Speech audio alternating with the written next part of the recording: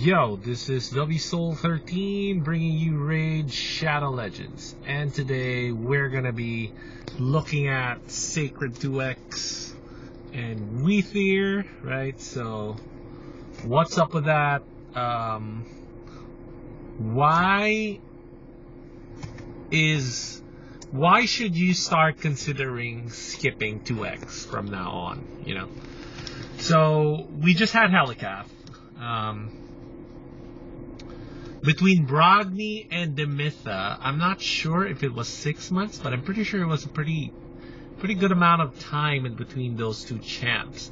So considering we're at June, still have 6 months out into the year, I don't know when we're gonna get the next quote-unquote premium fusion champ, right? So that's what I've been calling them. They're called premium fusion champs in my opinion, because they're fusion champs that are just like a cut above the rest. They're like meta-defining champs, you know. So last year, I think the premium ones are obviously Under Priest Brogni and Demitha, right? And they're both, like, I consider them premium fusion champs because one, Demitha is a unkillable clan boss comp. Brogni can be a clan boss archetype in himself as well, but he's so good everywhere else, like a top tier champ.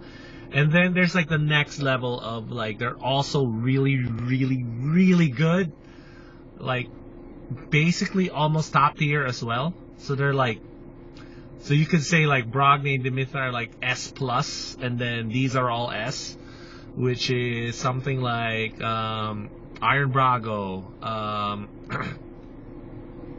Kreela. I think Kreela could be there. Herndig, I think, can be there as well. Tatura definitely is there, you know. So there's like so many good fusions last year, and this year we're not quite there. So I'm gonna do my fusion rankings for the middle of the year, and obviously Helicath is an S plus class, S plus, you know, insane fusion champ that we've been given, and it wasn't really that bad in terms of how to get him, right? So there are many reasons to that, right? So we're gonna talk about those reasons why Helicath wasn't so bad. See, I'm leveling him up right now. Where's Helicath at? There we go. So I'm trying to get a mastery. So I'm trying to put together a clan boss team, and most likely Grush will be in the clan boss team. I'm not sure about that yet, but I am putting up Grush. I also put up a Rosin. So I'm gonna do like a minimum one where just kind of like rares and stuff, and then I'm gonna do something with Rosin, with Grush, or other like clan boss type chance, and see how far we can go, you know, stuff like that. We will see, right? So let's go to the 2X event, right? So did they put a news out thing for this? Okay, double summon up boost. I always like kind of like looking at their little news blurb, because I'm like, oh, what do they have to say about this? So it's 2X Sacreds right now, all right, and then Weethier the Crowned. There's a 10x chance to get her on top of your Sacred Shards. So it's a limited time only. If you get a legendary, you have a quote-unquote 10x chance to get Weethier. So if you haven't looked up the math on 10x yet, I suggest you do. There have been so many videos done on it already. I'm not even going to tell you the exact numbers, but they're abysmal. It's literally like something like a 0.1% chance of you getting the legendary you want. And the reason why is because it's so hard to get a legendary in the first place. It's so hard to get the legendary in the first place. It's like 0.5% chance on Ancients and Voids, and then on 2X it's 1% chance. Same thing with Sacreds, it's a 6% chance. On a 2X it's a 12% chance. You know, you combine that with the amount of legendaries they put out over time, the fusion champs, the champs that they release every patch or so, and you're looking at a slimmer and slimmer chance of getting that 10x legendary that they're offering up. With epics is a different story, because it's just a lot easier to get epics. So, you know, the math on that, it's still abysmal in terms of like the total amount of shards you need to pull to reasonably have a chance of getting your 10x epic, but gambling for it is such an easier call. One Sacred Shard, that's a gamble for a 10x Epic. It's somewhere between maybe like 10 to 20 Ancient Shards or Void Shards to get an Epic outside of 2x, you know? So, and sometimes you can get really lucky. You can get it in 5, you can get it in 3, you can get it in your next Void or your next Ancient, you know? So gambling for a 10x Epic is actually, in my opinion, easier to justify because you can program your stopgap, what am I saying? your stopgap to be a lot sooner and a lot tighter, yeah? So what is the reason exactly why I'm saying, hey yo, let's not go all in on every single 2x event, you know? I mean, for sure, you pull your sacreds. No one's telling you not to pull your sacreds. This is just a counter argument to why you should diamond hand those shards instead, right? And focus on champs, fusion champs, or guaranteed champs even, like Helicath over here. So, I have a question for you. This is a sincere question. Let's say you have 4 sacreds right now. If you can work your way up to 15 sacred shards, right? So let's hear me out here. If you could work your way up to 15 sacred shards, you could have gotten Weethier this year. That's it. So skip what? 2x's maybe? 2x sacred, so that's what, 3 months probably? Around 3 months of waiting. And if you saved up all your sacred shards from there, maybe you could have gotten Weethier this year, you know? Who's the other one they gave away at 15 sacred shards? Yep, it's Kyoku. So Weethier is one of the best legendaries we have in the game for Arena. And then she can solo Dragon's 25. I have a Dragon's 25 solo video on my channel. The true way to do it. There's a secret tech to it to make it work.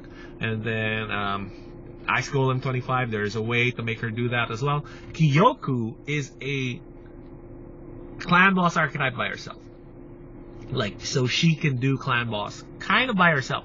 I mean, you have to build a team around her, obviously, but her being the linchpin of the team, you can, in my opinion, crack Ultra Nightmare clan boss with Kyoku. So we're going to try to do that as well with Kyoku.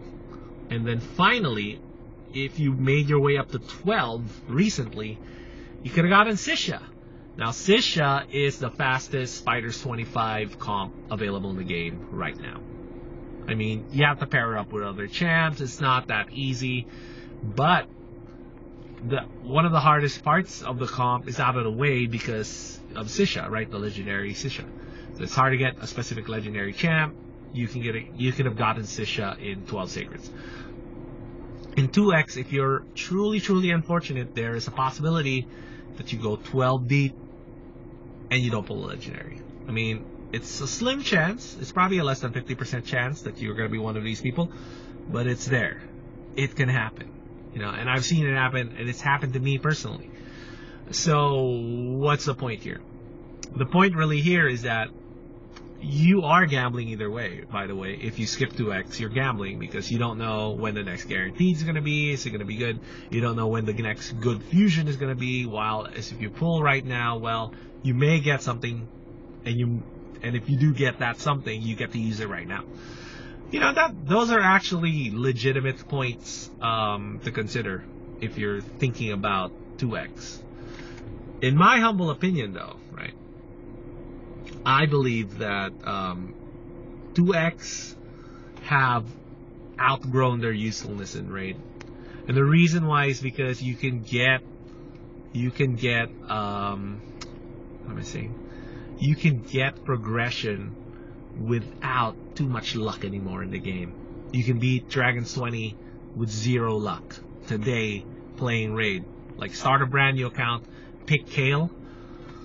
You can beat Dragon's 20 with 0 luck, you know, as insane as that sounds, because of Broadmaw, you know. So they gave Broadmaw away for free, and they have increased his abilities to the point where you can make Broadmaw the carry champ of your team and get through Dragon's 20.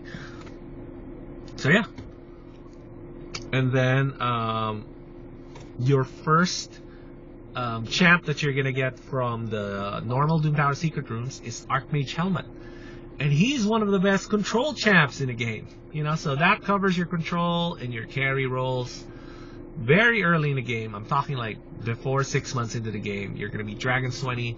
You're going to have a control champ in your lineup that you can use to progress your other dungeons further. Right, so it's going to be reasonable for you by the time, before you hit Seal of the Drakes, it's going to be very, very reasonable for you to beat Dragon Sweaty, farm Ice Golem 16, and be farming Spiders 13 and Fire Knight 13, right? And it's also very reasonable for you to be able to push all of those to 16, maybe, by the time you get Seal of the Drakes, right? So by the time you get Seal of the Drakes, it's very reasonable that those will be pushed up to 16. Shortly after, you're probably going to beat those dungeons as well. That's just the way it goes. Because the game has given us so many free champs. Let's talk about another free champ that we've gotten recently. So another big one that we've gotten very recently is... Ooh, where is that lady? Deliana. So Deliana actually is not bad. So what's the thing with Deliana, right? So she puts, what is this? Block buffs, which is good for Hydra. So now you have a guaranteed block buff champ for Hydra. She puts decreased resistance on, and then I think she can stack her accuracy, right? Yep, for every 1000 HP, you get accuracy. It's an HP based champ, so you can wrap up her HP, wrap up her accuracy at the same time. And then she also places 25% strengthen on all allies every time this champion's HP drops below 50%, right? So if Deliana will take a hit, she puts on strengthen for everybody else. Strengthen, one of the better like damage decreasing buffs out there in the game.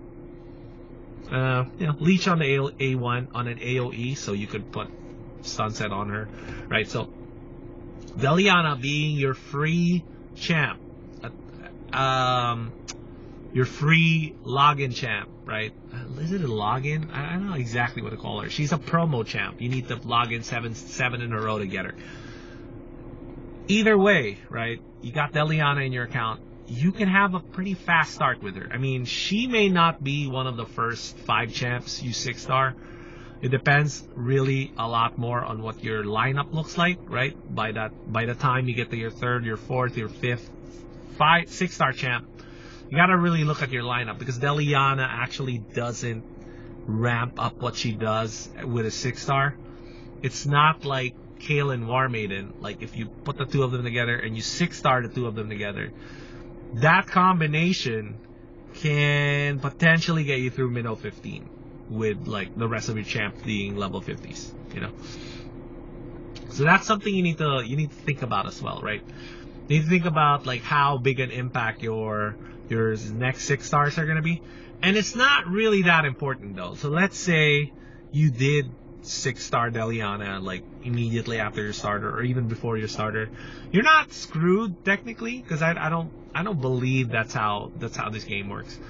You're basically delayed a little bit, because you do want your starter 6-starred first, because that's your campaign farmer. That's the quickest way to get the 12-3 brutal solo farming is with your starter and then buying the 800 gem masteries. Yeah. So what is the reality here? So we've gone a long way, and the reality is that the value of 2x has plummeted. It's like I opened the game today and I'm like 2x, and what's in the news? In my opinion, the news should say 2x stock has plummeted. Yet again, guys, 2x stock has plummeted. And it's getting really hard for me to defend opening Sacred Shards in 2x events outside of fusion events, and maybe even like saving them up for guaranteed shard events. I'm this close to just saying stop pulling outside of guaranteed champs and fusion champs. So a good counter argument. So I don't want you guys going away without cost, right? So cost is the primary thing I have in my mind whenever I make recommendations. And let's be upfront with the cost. The cost is gonna be that, let's say you started diamond handing your shards this year, January of this year. So Maybe you've had a lot of sacred shards in your account. Maybe you've summoned some of the fusion events. Some of the fusion events were not great. So like Opardin, Corrado, and then who did we get? I think Gaius, and then Bivald, and then Nari. Right, so those 5 champs are not necessarily the best champs in the game. They're kind of like very nichey, and their niches are not. They're not the top champs in their niche. So yes, I think you wouldn't necessarily feel bad, quote unquote, if you did pull any of these fusion champs, and if you did level up to 60, there are places they can go. But all right, you have to accept this as well. That yeah, maybe you were better off pulling your sacreds during 2x in lieu of those champs. But then Helicath came along. And what if you didn't have enough shards for Helicath? So the reason why I love the way they did Helicath was because they did the 2x on Ancient 2x, which is the best time to do 2x for your Champ Chase. Right? So they did Champ Chase on 2x Ancients for Helicath. Which means you could have gotten away with getting Helicath plus your Legendary book at the 3,000 point mark. With just pulling sacred shards. You didn't even have to use up your saved up fusion champs, you know. I did use up one of mine to get the Lego book, but you know, I could have argued for just opening more ancient shards. So I opened, I think, 41 to get my 2,500, and then I opened another fusion champ to get my other 500 to get my Lego book there. And then I end up spending 4 sacreds to get the 1 rare in Summon Rush. 4 sacreds, 41 ancients for Helicath. I mean, that's a steal. And then on like 150 mystery shards or whatever. That's a steal, yo. That's like amazing value. So, you know, is it cool to just put 4 sacred shards away and hope this happens again? I don't know. Because they might do a thing where it's the fusion event is right now, and it's 2x ancients, it's 2x sacreds, right? And it's Champ Chase, and they're asking for 2,500 points. And now what? That's 10 sacreds to get there if you don't pull a legendary, you know, as opposed to 4. You get what I'm trying to say? Because it's only 250 per pull here for ancients if you don't get a legendary, right? So that 2,500 slot right there with the chicken, that's your rare or your fragment or whatever. And now you're kind of screwed. Because you're pulling 2x sacreds, and you're not gonna make it. You're not gonna make it up to the 2,500 unless you have 10 sacreds put away. And why would you pull 10 sacreds on the Champ Chase when usually what they do is you can't get the full fragments using just Champ Chase, or all the rares using just Champ Chase? They want you to do the full of Summon Rush. Summon Rush is a lot harder, you know. So that's kind of like the long and short of it, in my opinion. Hopefully you guys enjoyed that, right? And then I'll see you guys next time when we do more Helicath comps and Kyoku comps and the Riho comps. Like those, I'm kind of excited to tinker with because I feel like they were a really good chance to go for this year. Even if you just have them in your back pocket and you haven't really used them, right? I'm gonna show you how to use them with like minimum champs. For sure, if you have better champs, you'll get better results. So that's kind of the vibe I'm going for, the thing I'm gonna be working on for the next month or so. So I'll see y'all by then.